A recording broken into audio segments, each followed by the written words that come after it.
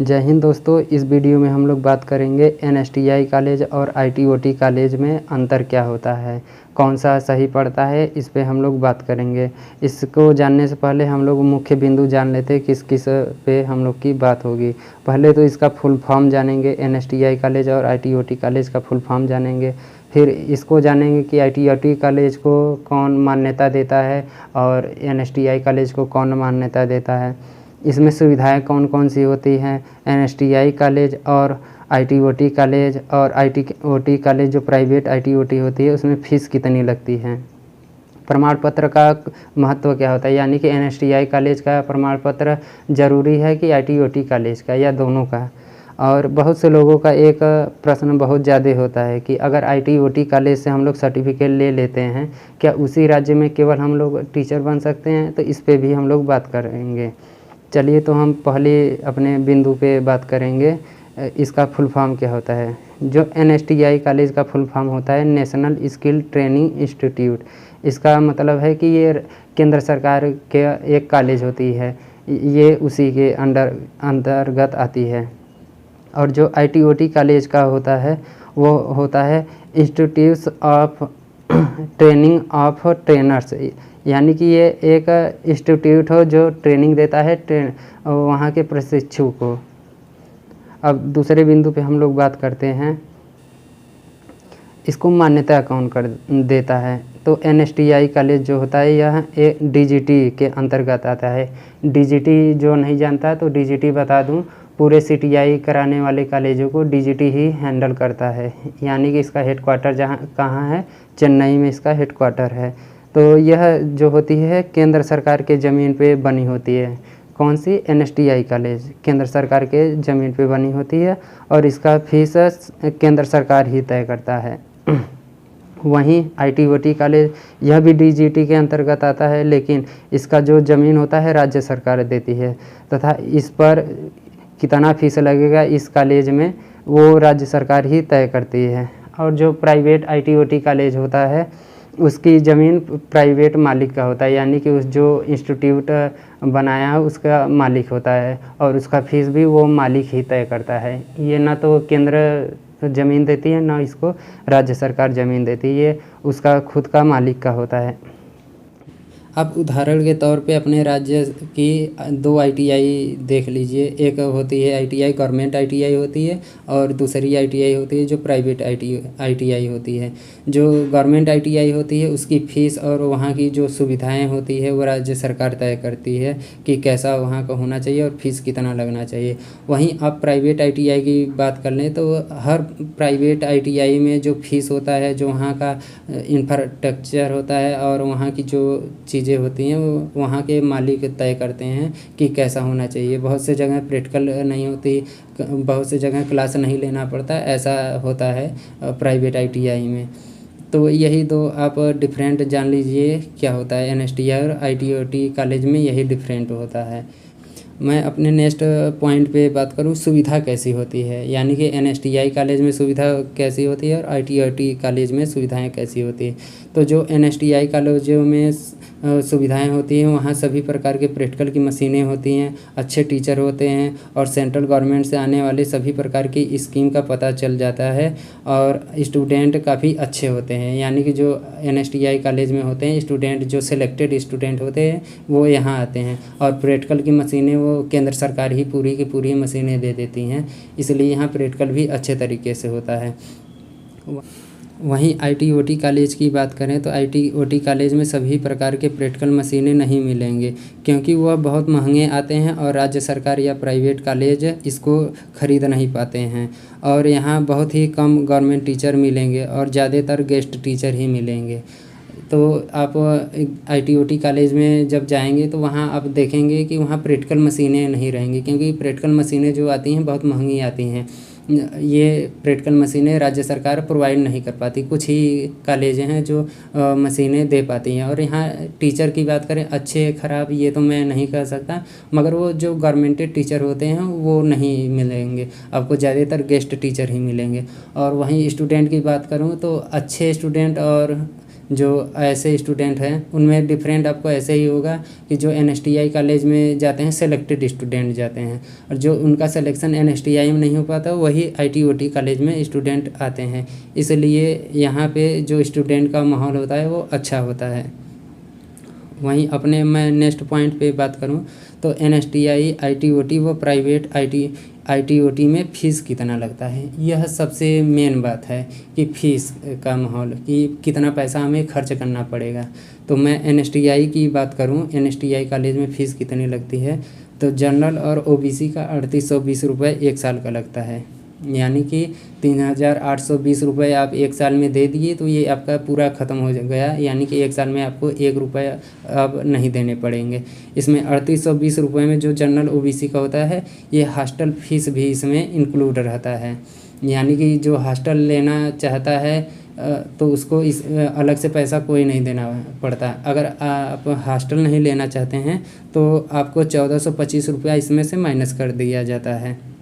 वहीं EWS SC और ST की बात करें तो उनको 2420 रुपये मात्र देना पड़ता है, इसमें भी हॉस्टल इंक्लूड रहता है, यानी कि आप हॉस्टल ना लें तो 1425 रुपये इसमें से माइनस कर दें तो वही उतना ही फ़ीस आपको देना पड़ेगा यहाँ, यानी कि NSTI कॉलेज में 1425 रुपये माइनस करके आप फ़ीस दे देंगे, उसके अलावा 1 रुपये भी आपको कोई भी चार्ज नहीं देना पड़ेगा।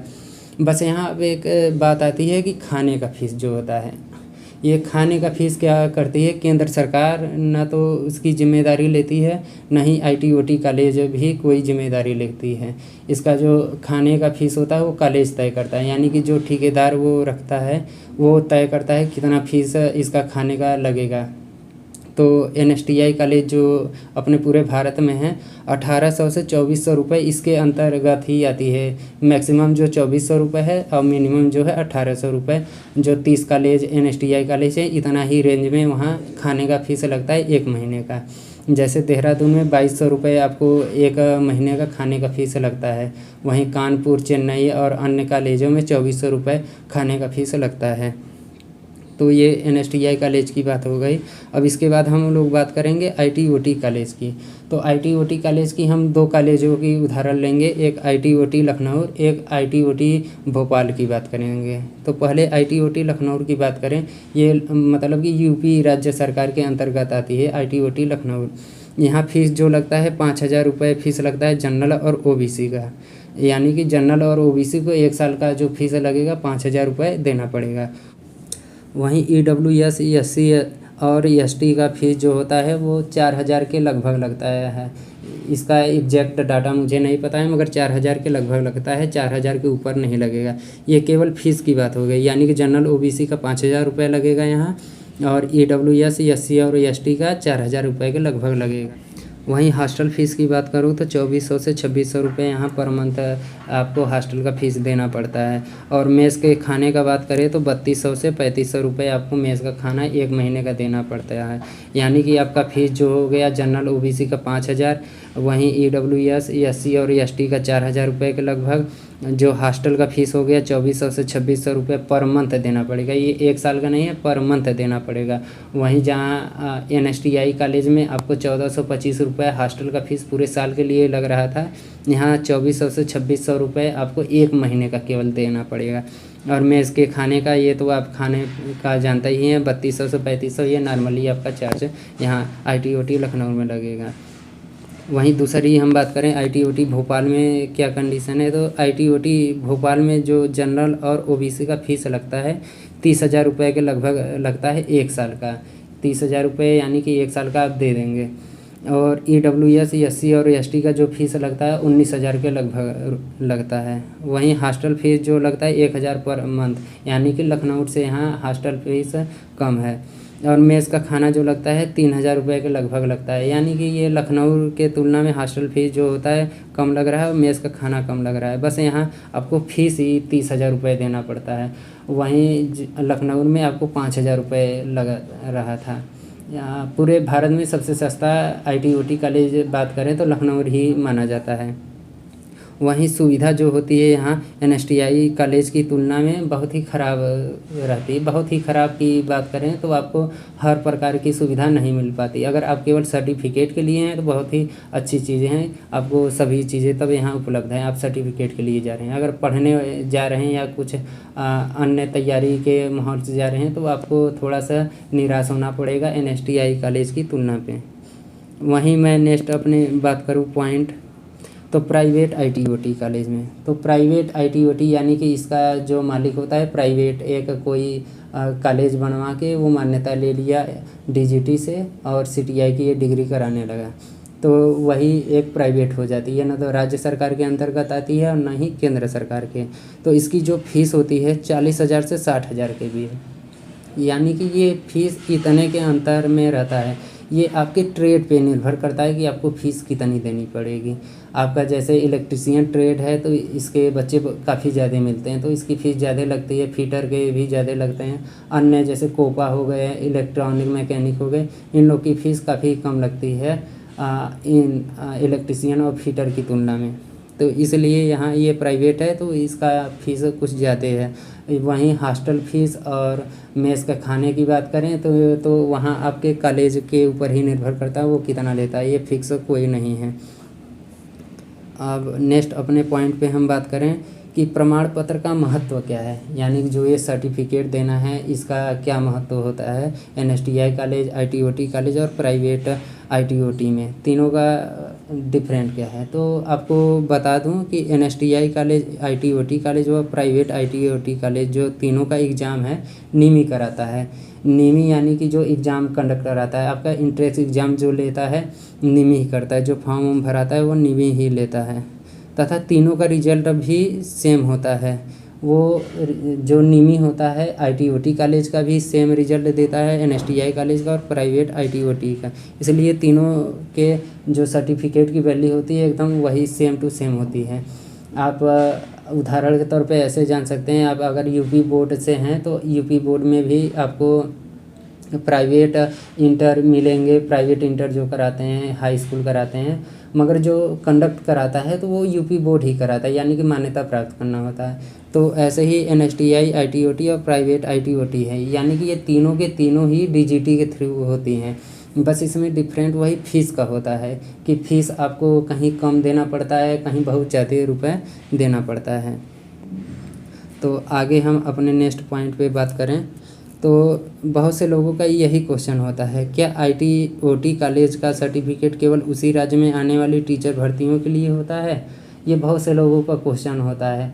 तो मैं बता दूं इसका कि जो NSTI और ITOT और प्राइवेट ITOT के सर्टिफिकेट में कोई फ़र्क नहीं होता, ये मैं पहले आपको बता चुका हूँ, क्योंकि इनका बोर्ड एक ही होता है। इसलिए आप किसी भी ITOT कॉलेज या किसी भी राज्य से आप CTI या CITS किए हों तो आप प्रत्येक राज्य में आने वाली भर्तियों को भर सकते हैं, चाहे सेंट्रल में हो चाहे राज्य सरकार में है। आप इसमें मत हो जाइएगा कि आप ITOT कॉलेज से किए हैं, जैसे यूपी के ITOT लखनऊ से किए हैं तो यूपी में ही केवल आने वाली फॉर्मों को भर सकते हैं। नहीं, इसमें आप अगर ITOT लखनऊ या ITOT भोपाल से किए हैं CTI, तो आप कहीं भी भारत में कहीं कोने पे आने वाली भर्तियां जो होती है ITI इंस्ट्रक्टर की, तो आप उसको भर सकते हैं। मैं उम्मीद करता हूं दोस्तों आपको NSTI कॉलेज, ITOT कॉलेज और प्राइवेट ITOT कॉलेज में डिफरेंट समझ में आ गया होगा। मुझे जितना पूरा डिफरेंट में सबसे मेन बातें लगी यहाँ की फ़ीस के बारे में, यानी कि जो फीस होती है NSTI कॉलेज में बहुत कम लगती है। ITOT कॉलेज यानी कि भोपाल और लखनऊ की बात करें जो राज्य सरकार के अंतर्गत आती हैं, यहाँ थोड़ा सा ज़्यादा लगता है NSTI कॉलेज की तुलना में। वहीं अगर प्राइवेट ITOT की बात करें तो यहाँ फ़ीस का डिफरेंस तो बहुत ज़्यादा होता है, आप जान सकते हैं। तो इसलिए आप अगर एडमिशन कराना चाहते हैं तो आप बहुत ही सोच समझ के एडमिशन कराएं, क्योंकि पैसे का ही सबसे बड़ा वैल्यू होता है कि पैसा आपको जहाँ कम लगेगा आप वहाँ ही जाएंगे। इसलिए अगर आप CITS करना चाहते हैं वो भी कम पैसे में, तो आप NSTI कॉलेज में ही एडमिशन कराएं, जो कि बहुत ही सस्ते में आपका हो जाता है। बस खाने का पैसा थोड़ा ज़्यादा लगता है, नहीं तो बहुत ही सस्ते में हो जाता है। मगर समस्या यहाँ आती है कि NSTI कॉलेज में एडमिशन लेने के लिए आपको इंट्रेंस एग्ज़ाम में अच्छे नंबर लाने होंगे। अगर आप अच्छे नंबर नहीं लाएंगे तो आपका एडमिशन वहाँ नहीं हो पाएगा। तो इस समस्या का हल भी हम आपको बता दें कि मैं अपने इस YouTube चैनल यानी कि VVV स्टडी 1.5 AM पर CITS इंट्रेंस एग्ज़ाम का तैयारी कराऊंगा। जब इसका फॉर्म आ जाएगा उसके बाद मैं इस पर तैयारी कराऊंगा, वो भी फ्री में। तो आपके मन में अब एक सवाल आता होगा कि सब तो पैसे ले रहे हैं, आप फ्री में क्यों कराएंगे। तो मैं आपको बता दूं कि मैं इस समय CTI कर रहा हूं, 2021 और 22 बैच का मैं स्टूडेंट हूं। तो जब आपको मैं पढ़ाऊंगा तो मेरी भी तैयारी होगी, इसलिए आपको लोगों को इस साल आपको फ्री में ये तैयारी करा दूंगा। तो इसलिए आप मेरे YouTube चैनल को सब्सक्राइब कर लें और बेल आइकन को दबा दें, ताकि मेरी नई आने वाली वीडियो की जानकारी आपको तुरंत मिल जाए, सबसे पहले वो भी। अगर अभी भी आपको CITS से संबंधित कोई भी समस्या आ रही है तो आप कमेंट बॉक्स में कमेंट कर सकते हैं, आपके प्रश्नों का उत्तर तुरंत ही मिल जाएगा। धन्यवाद।